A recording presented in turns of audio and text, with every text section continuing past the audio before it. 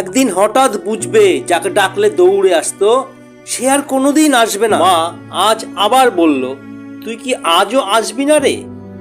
আমি কিচ্ছু বললাম না, কারণ উত্তর দিলে কাঁদতে হতো, আর আমি আজ কাঁদতে চাই না। ছোটবেলায় যখন জ্বর হতো, মা সারা রাত আমার কপালে ভেজা কাপড় দিত। আমি চোখ খুললেই বলতাম, মা তুই ঘুমাস না? মা হাসতো আর বলতো, তুই ভালো হলে তবেই ঘুমাবো।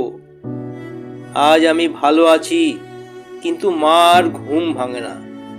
হাসপাতালের সেই সাদা বিছানাটা এখনো চোখে ভাসে। শেষ দিনটা মা শুধু বলেছিল, বেশি কাজ করিস না রে, শরীরটা দেখিস। আমি মাথা নেড়ে বলেছিলাম, হ্যাঁ মা দেখব। কিন্তু সত্যি বলি, আমি কোনোদিনই আর নিজেকে দেখা শিখিনি। আজ যখন রাতে কাজ শেষে ঘরে ফিরি, দরজাটা খুলে কেউ আর বলে না, খেয়ে এসেছিস তো? মোবাইলটা হাতে নিয়ে বসে থাকি, ভাবি যদি একটা কল আসতো, শুধু একটা, যেখানে কেউ বলতো, কেমন আছিস বাবা?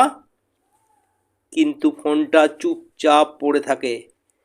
আর আমি বুঝে যাই, কিছু মানুষ চলে গেলে তাদের জায়গাটা আর কেউ নেয় না, শুধু শূন্যতায় রেখে যায়। চোখ ভিজে আসে, কিন্তু কাউকে দেখাতে ইচ্ছা করে না, কারণ কিছু কষ্ট চুপচাপ সহ্য করাই সবচেয়ে কঠিন।